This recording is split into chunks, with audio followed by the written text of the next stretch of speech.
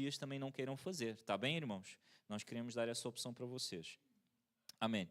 Vamos lá, Mateus, sem perder mais tempo, Mateus 6:33.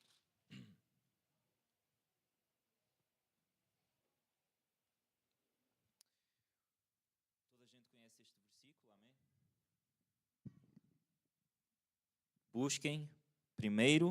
Busquem, pois, em primeiro lugar, o reino de Deus e a sua justiça, e todas essas coisas vos serão acrescentadas. Amém?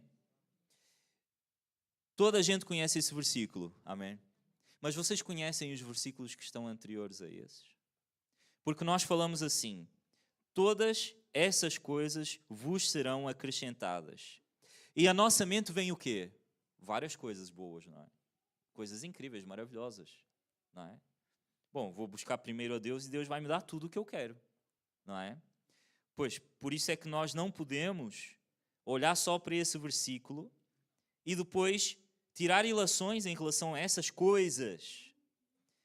Essas coisas são coisas que Jesus já fala anteriormente e já nos ensina que elas não nos faltarão. Amém? Olha lá, o versículo 25. Voltem atrás, queridos. Como é que ele começa? Portanto, eu lhes digo que não se preocupem com a sua própria vida, nem quanto ao comer ou ao beber, nem com o seu próprio corpo quanto ao que vestir. Não é a vida mais importante que a comida e o corpo mais importante que a roupa? Observem as aves no céu, não semeiam, nem colhem, nem armazenam em celeiros, contudo, o Pai Celestial as alimenta. Aleluia! Não têm vocês muito mais valor do que elas? Quem vocês, por mais que se preocupe, pode acrescentar uma hora que seja a sua vida? Aleluia! Porque vocês se preocupam com roupas. Vejam como crescem os lírios do campo. Eles não trabalham nem tecem. Contudo, eu lhes digo que nem Salomão, em todo o seu esplendor, vestiu-se como um deles. Se Deus veste assim a erva do campo, que hoje existe e amanhã é lançada ao fogo, não vestirá muito mais a vocês, homens de pequena fé. Portanto, não se preocupem dizendo o que vamos comer, ou que vamos beber, ou que vamos vestir, pois os pagãos é que correm atrás dessas coisas, mas o Pai Celestial sabe que vocês precisam delas. E aí sim, busquem, pois, em primeiro lugar o reino de Deus e a sua justiça. E todas essas coisas vos serão acrescentadas. Quais coisas? O que comer, o que beber, o que vestir, a nossa vida, a nossa saúde, aquilo que nós temos para poder continuar a servir a Deus com o nosso coração inteiro. São as coisas que nos possibilitam de viver mais para Ele. Amém? Porque Deus, Ele nos dá força, nos dá alegria, nos dá realização, nos dá prazer na vida para que nós possamos continuar a adorá-lo mais e mais. Esse é o objetivo. E, portanto, não se preocupem com o amanhã, pois o amanhã trará as suas próprias preocupações. Basta a cada dia o seu próprio mal. Entendam que a vida tem mal no meio da sua experiência, mas se nós nos preocuparmos com o mal do amanhã, o mal que está reservado para amanhã, nós tiramos a nossa mente do mal de hoje, e o mal de hoje Deus já nos deu força para vencer. Amém? O mal de amanhã só nos vai causar ansiedade, só nos vai causar preocupação, só nos vai causar medo. E não é para nós vivermos com a nossa mente preocupada com o mal de amanhã. Amém? Hoje eu quero falar sobre proximidade com Deus. Diz assim ao teu irmão: tu deves ser mais próximo ainda de Deus.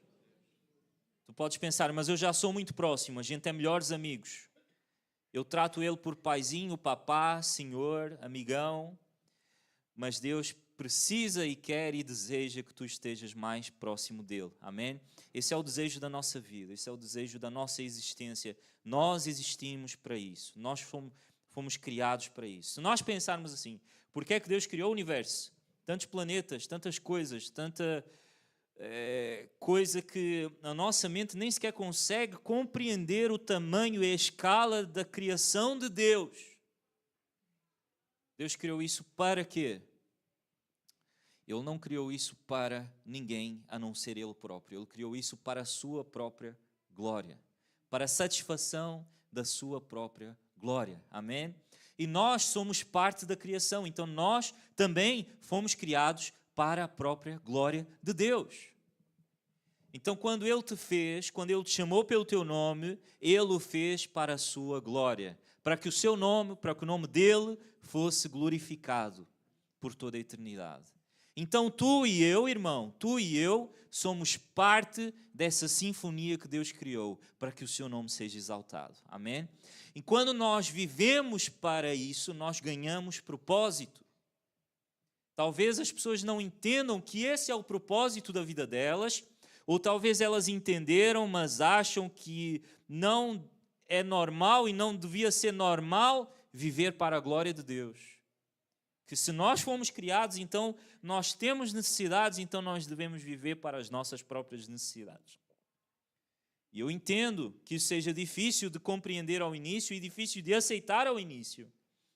Mas se o Espírito Santo habita em nosso coração, nós ganhamos convicção de que viver para nós mesmos não faz sentido. Não é bom, não produz algo de bom, não faz bem para nós, não faz bem para as pessoas à nossa volta. E no final de tudo, no final da eternidade, não faz sentido nenhum. Se nós queremos fazer algo que faça sentido, nós devemos fazer algo que seja para a eternidade. Amém? O que é que falamos semana passada? Juntar tesouros no céu. Aquilo que nós fazemos aqui ecoa para toda a eternidade. Amém? Então tem a ver com as nossas ações, com as nossas pré-decisões levarem-nos a sermos mais próximos de Deus, porque não há lugar onde a nossa vida faça mais sentido sem ser nesse lugar. E o primeiro ponto, a primeira preocupação de um cristão é o reino de Deus em primeiro lugar. Essa deve ser a nossa primeira preocupação. Jesus diz: busquem em primeiro lugar o reino de Deus, busquem a sua justiça e todas as coisas que estão à volta disso, que não são essenciais, que não são prioritárias, vão ser acrescentadas. Amém? Então eu dependo de Deus. Eu dependo de Deus para comer, eu dependo de Deus para me alimentar bem, eu dependo de Deus para me vestir bem, eu dependo de Deus para ter coisas boas na minha vida, e eu não torno elas a minha busca principal na vida. Eu não torno elas o meu propósito de vida. Porque a minha vida vai ser muito fraca, vai ser muito superficial, não vai ter substância. Eu quero ter uma vida com propósito. Eu preciso viver uma vida com propósito. Eu não quero chegar a 40 anos, a 50 anos, a 60 anos e olhar para trás e ver que toda a minha caminhada foi para um lugar onde eu não cheguei a lado nenhum. Se calhar eu cheguei a ter mais coisas na minha vida, eu acumulei mais coisas na minha vida, mas nenhuma delas realmente me satisfez e fez sentido para mim. Que nós não possamos chegar a um ponto desses, amém, igreja? Possamos, enquanto é tempo, voltar, olhar para o caminho e dizer: esse caminho é duro, é difícil, mas eu quero caminhá-lo, eu quero passar por ele. Aleluia. Eu vou buscar em primeiro lugar aquele que é mais importante, amém? Aquele a quem eu devo ser devoto é Jesus Cristo. E o que é que significa ser devoto e buscar em primeiro lugar Jesus? Vamos viajar para Atos, capítulo 2, em nome de Jesus. Atos, amém, glória a Deus. Atos, depois de João, Atos capítulo 2, vamos ao verso 42, em nome de Jesus. Quem abriu diz amém. Glória a Deus, misericórdia. Quem... 2:42. Amém. Quem tem Bíblia em papel ganha 1 minuto a mais, né, do que os outros. Diz assim: eles se dedicavam ao ensino dos apóstolos e à comunhão, ao partir do pão e às orações. Todos estavam cheios de temor e muitas maravilhas e sinais eram feitos pelos apóstolos. Amém? Então a pergunta foi: o que é que significa ser devoto, dedicado a Jesus? Ao que é que nós nos devemos dedicar? E a resposta está aqui em Atos 2:42. Que os discípulos de Jesus, os seguidores, os cristãos do primeiro século, se dedicavam ao ensino dos apóstolos e à comunhão e ao partir do pão. Significa que eles se dedicavam a aprender com aqueles que tinham andado primeiramente, proximamente a Jesus Cristo. Eles se dedicavam à doutrina, eles se dedicavam ao estudo, ao ensino da palavra. Eles se dedicavam a saber e a conhecer mais de Deus.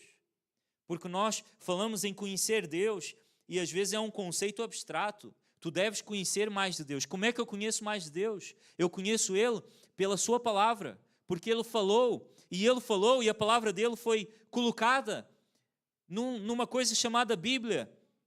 E essa palavra de Deus é aquilo que Ele usou para falar comigo.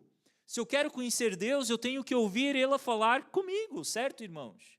Muita gente quer conhecer Deus e vai atrás de coisas sem cabimento nenhum para conhecer Deus. Quero conhecer Deus, então eu vou fazer uma viagem e vou para uma tribo indígena e vou conhecer a natureza e vou não sei o quê. Meu irmão, pega no teu telemóvel e instala a aplicação da Bíblia. No escuro do teu quarto, tu podes conhecer Deus. Deus está acessível para quem o busca. Deus está acessível para quem quer conhecê-lo. E essa dedicação é algo que não pode faltar em nós. Isso deve ser a nossa prioridade na busca, na nossa vida. A pergunta é, se tu queres estar mais próximo de Deus, quão próximo tu estás da sua palavra? Quão próximo tu estás daquilo que Ele deixou para que tu o pudesses conhecer? O teu desejo não pode ser abstrato, tem que ser algo concreto. Eu quero conhecer Deus, então eu devo conhecer mais a sua palavra. Eu quero me aproximar de Deus, então eu devo conhecer, absorver, ler e passar tempo com a sua palavra. Eu não conheço Deus só através de uma pregação, eu não conheço Deus só através de um filme evangélico ou de uma série evangélica. Eu conheço Deus através da sua palavra. Eu não preciso de uma profecia para conhecer Deus. Eu não preciso de uma revelação para conhecer Deus. Deus já se fez conhecido. Irmãos, isto é tão forte e tão importante que nós temos que parar e refletir sobre a nossa ânsia em achar que Deus ainda tem que ser procurado de alguma maneira. De que ainda Ele não revelou as coisas mais maravilhosas. Há coisa mais maravilhosa do que a palavra dEle. Há coisa mais incrível do que saber o que vai acontecer no final dos tempos e com Ele vamos reinar para toda a eternidade. Há coisa mais incrível do que saber que Ele morreu em nosso lugar e que nós podemos ser salvos por causa do seu sacrifício. O que é que Deus pode revelar na tua vida que pode ser mais importante do que isso, meu querido irmão? E amém, vamos buscar dons, vamos buscar revelação, vamos buscar profecia para a nossa vida. Amém por isso. Mas tu não podes ser um crente que só vive por isso. Tu não podes ser um crente que a tua alegria está em que Deus diga que daqui a X tempo vai acontecer alguma coisa na tua vida. A tua alegria tem que estar na salvação. A minha alegria é porque eu sou salvo em Cristo Jesus. Amém. Nada se compara a isso. Tudo o que acontecer na minha história não pode chegar aos pés de ser salvo por Ele. Aleluia. Aleluia. Essa palavra dedicavam, a palavra grega, ela tem um sentido de continuidade. Então essa devoção não é uma devoção única, não é uma devoção, não é uma dedicação em que eles fizeram um curso, não é? E aprenderam ali as doutrinas e depois foram viver a sua vida. Não. O que a palavra de Deus nos ensina aqui, no versículo 42 de Atos 2, é que essa dedicação era contínua. Dia após dia, hora após hora, minuto após minuto, eles continuavam a se dedicar, a se reunir, a partir o pão, a orar, a cantar juntos, a falar sobre Deus juntos, a estarem juntos, porque a comunhão não deve parar. Amém? Diz ao teu irmão, a nossa comunhão não deve parar. Não caias no erro de dizer que tu és um crente macaco, não é? Que é um crente velho, que sabe tudo, que aprendeu tudo, que fez curso para tudo e que já sei, já entendo tudo, não preciso. Igreja é complicado, igreja é difícil. Fazer igreja é chato. Eu tenho que amar um irmão que eu nem conheço, muitas vezes eu nem quero conhecê-lo, muitas vezes ele é chato, muitas vezes eu não vou com a cara dele, mas Jesus me chamou para amar esse irmão, para orar por ele, para me preocupar com as coisas dele, para estender a mão quando ele precisa. Isso é muito chato. Eu não preciso disso, eu vou sair da igreja porque a igreja me feriu, a igreja me magoou, a igreja alguma coisa. Irmão, a devoção é contínua, a comunhão é contínua, amém? Significa o quê? Que nós podemos construir a força espiritual durante décadas na nossa vida. Se nós abandonarmos a comunhão com os santos, nós voltamos ao ponto zero novamente. O nosso espírito definha, a nossa força espiritual começa a ir embora. Quem já passou algum tempo sem congregar por causa de alguma circunstância, talvez porque não podia, sabe perfeitamente o que eu estou a dizer. Podem confirmar? Amém? Quando nós estamos afastados da comunhão com os santos, o nosso espírito fica fraco. Nós precisamos da igreja, nós precisamos do ensino, nós precisamos da comunhão. Aleluia. Se nós formos traduzir esta passagem para o dia de hoje, ela ia ficar mais ou menos assim. Eles se dedicavam a eles próprios. Eles continuamente e apaixonadamente procuravam satisfazer as suas próprias vontades. A sua vida era autocentrada e não se preocupavam com mais nada a não ser ter os seus desejos realizados. Eu acho que isso seria uma boa tradução para os dias de hoje, não é? Nova tradução de linguagem de hoje. Mas não é isso que a palavra de Deus diz, pois não? Aleluia. Nós não podemos querer ser só amados, confortados, populares, famosos, ter um bom trabalho, ter uma boa formação, casar com uma pessoa bonita, ter uma casa boa, viajar, ir para as Maldivas e depois no final da vida ir para o céu. Isso pode acontecer connosco, mas essa vida, se nós buscarmos essa vida, nós não vamos ter realização.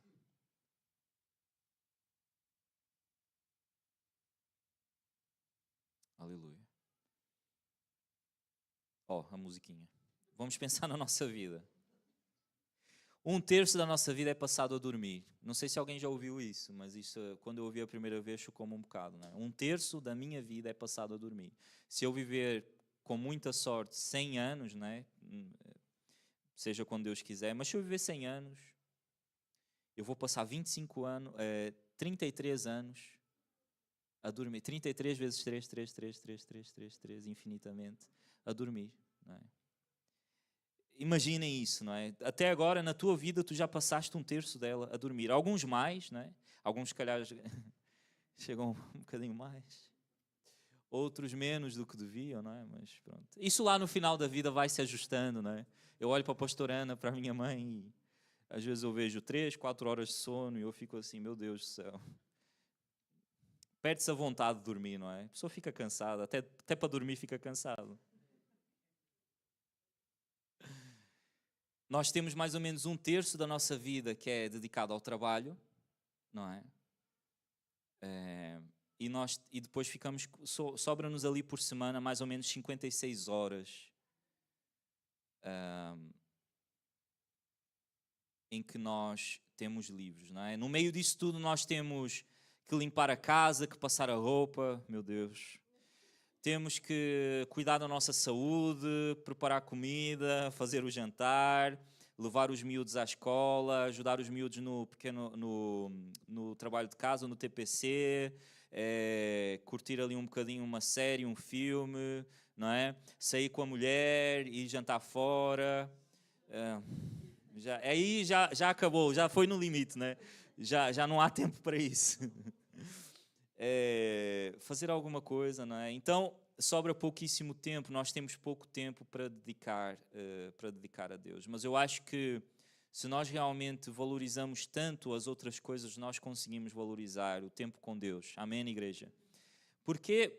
Eu incluo-me nisso. Porquê que nós arranjamos tempo no calendário para ir para o ginásio? Porquê que nós arranjamos tempo no calendário para dar aquela hora extra no trabalho, para ficar bem com o patrão, para subir de posto? Porquê que nós nós conseguimos arranjar esse tempo, nós conseguimos ajustar esse tempo. E quando é para sentar, para ler a Bíblia, para orar, para buscar a Deus, a gente diz sempre que não tem tempo, que não dá, que não é possível.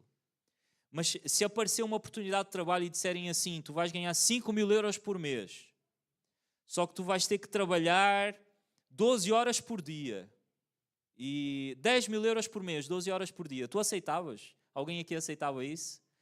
Vamos pensar bem, hein? Se calhar 10.000 euros, 12 horas por dia. Por quanto tempo, não é? Essa é a pergunta seguinte. É por 6 meses? Aí estou dentro. É por 10 anos? Não, aí já é outra coisa, né? Não sei. Mas a gente a gente faz o jogo de cintura que for preciso, certo, irmãos? A gente arranja o que for preciso. Tem gente que trabalha e que depois ainda está a tirar curso e está a estudar. Amém por isso, glória a Deus. A gente se arranja do jeito que for preciso.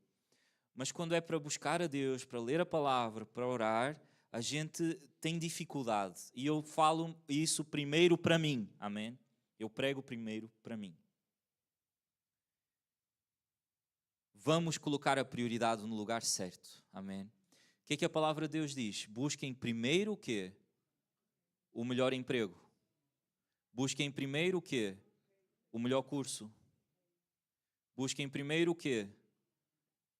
O reino de Deus e a sua justiça. O reino de Deus é prioridade. Então eu tenho que ter primazia na minha gestão do tempo. Amém, igreja? A minha gestão do tempo tem uma coisa inegociável. É o meu tempo com Deus. É o meu tempo com a palavra. É o meu tempo em aprender mais. Entristece muito quando eu vejo um crente que passou 10, 15, 20, 30 anos na igreja, mas que não entende nada da Bíblia. Sabes porquê que me entristece? Porque a partir do momento que chegar um pregador carismático e que fala bem e que tem o poder da persuasão, mas que tem uma teologia errada, essa pessoa, por mais que tenha tido 30 anos de crente, ela pode cair nessa conversa, nessa balela. Por quê? Porque nós temos de estar enraizados na doutrina dos apóstolos, no ensino dos apóstolos. E nós temos a palavra de Deus para isso. Amém? Se nós fizermos 1 hora de exercício por semana, que é o que eu estou a fazer atualmente, é o futebol, não é? Eu vou lá, tal, mato-me, chego a casa e penso assim, epá, isto foi mesmo bom, não é? Pá, isto agora, se calhar, vou emagrecer assim. Eu estou-me a enganar a mim próprio, não é? Porque como é que tu achas que 1 hora de exercício por semana resolve alguma coisa na tua vida, não é? É enganar a si próprio, não é? Tu achas que 1 hora de exercício por semana vai te fazer saudável? Sim ou não? Não, pois não? Tu achas que passares 1 hora com a tua esposa, tu vais ter um casamento de sonho? Se calhar alguns até conseguem ali, não é? Resolvem e tal. Mas não, a gente tem que passar mais tempo com a pessoa que amamos, não é, irmãos? Glória a Deus. Quero ter um casamento de sonho maravilhoso, eu tenho que dedicar tempo à minha esposa, às esposas ao marido. Amém? Se eu estudar 1 hora, o pessoal que está aí a estudar ainda, Tiago, estudas 1 hora por semana, tu vais conseguir ter 20 e 18? Não, se calhar tu que és meio gênio, não é? Mas normalmente é uma coisa que não acontece. E porquê que a gente acha que vir uma vez por semana à igreja, orar, buscar a Deus, louvar, a nossa vida espiritual está saudável? Não é? Ficou tudo silêncio, não percebo. Glória a Deus. Isto, irmãos, é a matemática, amém? É matemática, é uma lógica simples. Eu não posso esperar que a minha vida espiritual seja saudável se eu, das 100 e tais horas que tenho uma semana, dedico 1 a Deus. Vamos colocar as prioridades no lugar. Amém? Aleluia. Eu tenho que pré-decidir viver em devoção a Deus. Nós estamos quase a acabar. Vamos abrir em João 15, versículo 5. Aleluia. E eu estou aqui a levar uma correção do Senhor com esta palavra. Amém? E eu espero que os irmãos também estejam, em nome de Jesus. João 15, 5 diz assim: Eu sou a videira, vocês são os ramos. Se alguém permanecer em mim e eu nele, esse dará muito fruto. Pois sem mim, vocês não podem fazer coisa alguma. Aleluia! Jesus é a videira. Amém? A videira está firmada no chão, tem raízes profundas e ela traz todos os nutrientes, não é? Ela busca do chão todos os nutrientes e eles vão subindo, não é? O pessoal na escola aprende como é que é essa cena. Eu já me esqueci. Mas eu sei que os nutrientes sobem e vão para os ramos, certo? Os ramos, estando ligados à videira, eles são nutridos e eles podem dar bons frutos. Só que aí não sei quem aqui é jardineiro, se já podaram alguma vez alguma árvore lá em casa. O dia que tu cortas o ramo da árvore, tu não podes esperar que ele dê mais frutos, pois não? É impossível. Por quê? Porque ele por si só não consegue gerar fruto nenhum. Tu, por ti só, pela tua força, pela tua capacidade, não podes gerar frutos bons diante de Deus. Diz ao teu irmão, fica ligado na videira. Aleluia. Jesus é a videira verdadeira. Eu sou um ramo dessa videira. Se eu permanecer em Cristo, eu vou dar bons frutos. Isso é tão simples, não é? Mas ao mesmo tempo tão difícil. O versículo 4, que é o que está logo anteriormente, diz, permaneçam em mim e eu permanecerei em vocês. Nenhum ramo pode dar fruto por si mesmo se não permanecer na videira. Vocês também não podem dar fruto se não permanecerem em mim. Aleluia. Essa palavra permanecer é o grego meno. O grego meno significa estar, continuar, continuadamente, estar lá. Então não é só eu dedicar 1 hora do meu dia a orar e depois o resto do meu dia é uma loucura, né? Eu oro em casa de manhã, depois saio de casa, passo pelo trânsito, um gajo passa à minha frente, eu começo logo a dizer coisas maravilhosas sobre ele, não é? Coisas incríveis, dedico ali tantas palavras para abençoar aquela vida que é uma coisa maravilhosa, não é? Depois chego no trabalho. E eu que trabalho em atendimento ao público tenho, não é? Sofro disso. Sofro do cliente maluco, não é? Vocês já ouviram um cliente maluco? Eu sofro desse problema. Aparece lá cada um, meu Deus do céu. E pronto, infelizmente, não é? Tem gente que acha que está a ser observada pelo telemóvel, tem gente que acha que... Tem gente que quer continuar a trair a esposa, então quer comprar outro telemóvel, outro cartão. Tem gente que quer trair o marido e faz a mesma coisa. Tem gente que acha que não pode, que não devia pagar a Vodafone, então vai lá reclamar porque não vai pagar e não vai pagar. Tudo nós apanhamos e a gente adora aquelas pessoas, não é? Nós, meu Deus do céu. Quem trabalha em caixa de supermercado também deve ser uma coisa incrível, maravilhosa. E o nosso dia tem esses desafios em que nós muitas vezes somos levados ao limite da nossa paciência, não é? E nesses momentos a gente não pode ser descrente só porque a gente orou 1 hora antes, não é? Não é aquela coisa, eu paguei as minhas penitências, então eu fui e confessei-me, então agora posso fazer 50 pecados seguidos e depois vou-me confessar e está resolvido. Não. A santidade é um conceito diário, amém? Então, se nós confessamos os nossos erros, é para que, a partir daquele momento, nós os possamos corrigir, amém? Então, não é só sobre um tempo para Deus, é sobre uma vida para Deus. Amém? Diz ao teu irmão, a tua vida, o teu dia a dia, tem que ser dedicado a Jesus. Aleluia. Amém. Aleluia. Então eu tenho que decidir hoje ser devoto a Cristo. Amém? Então, vê lá, pré-decide um tempo. Às vezes, o filho, ele arranca-te os cabelos, não é? Porque para acordar, não sei o quê, vesti-lo, levar. Acorda antes do teu filho acordar, em nome de Jesus. Amém? Ora antes dele acordar. Quando ele acordar, o teu dia-a-dia começa a loucura. Antes dele acordar, em nome de Jesus, ora.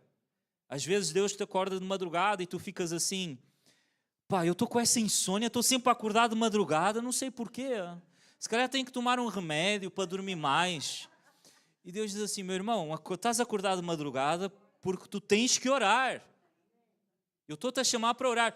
Tu no teu dia, tu não arranjas tempo para mim. Eu estou-te a acordar de madrugada porque o tempo está ali disponível. Dobra o teu joelho e ora em nome de Jesus. Aleluia. Escolhe um lugar. Às vezes é ao pé da nossa cama ajoelhado. Às vezes é uma cadeirinha, um lugar onde eu posso abrir a minha Bíblia, respirar e ler e ser transformado pelo Senhor ali.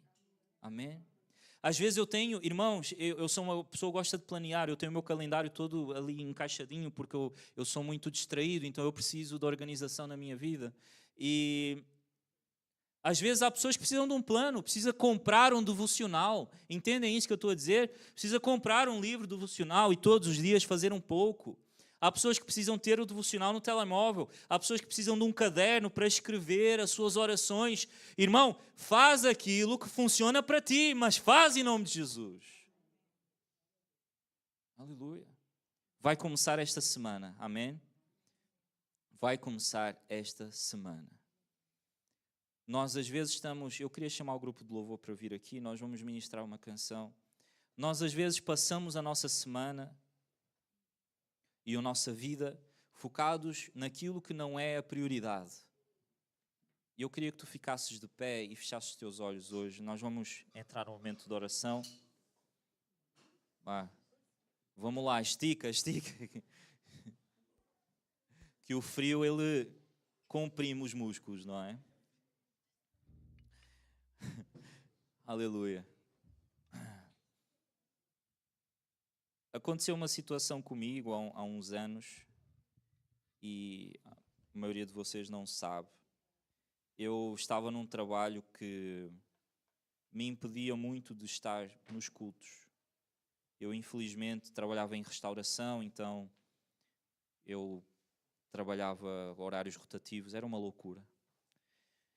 E o nosso culto era no sábado, ao final do dia, e eu trabalhava sempre ao sábado, normalmente. Se conseguisse vir, era, sei lá, uma vez a cada 2 meses. Mas eu afastei-me, não é, da comunhão, afastei-me da comunhão, e por me afastar da comunhão, o meu espírito enfraqueceu. E é por isso que eu falo essa verdade aos irmãos. O meu espírito estando enfraquecido, tudo na minha vida enfraquece ao mesmo tempo, certo? Eu perco força para buscar a Deus, eu perco força para orar, eu perco força para ir à igreja, e depois eu começo a valorizar coisas que não são de Deus, eu começo a querer buscar coisas que não alimentam o meu espírito, que vão alimentar a minha carne, não é? E é um ciclo vicioso que continua sempre. Eu tenho que colocar um travão nesse ciclo em nome de Jesus, amém, igreja? Eu tenho que começar a pensar como é que eu estou hoje e o que é que vai acontecer comigo. Para a glória de Deus, Deus me acordou daquele sono.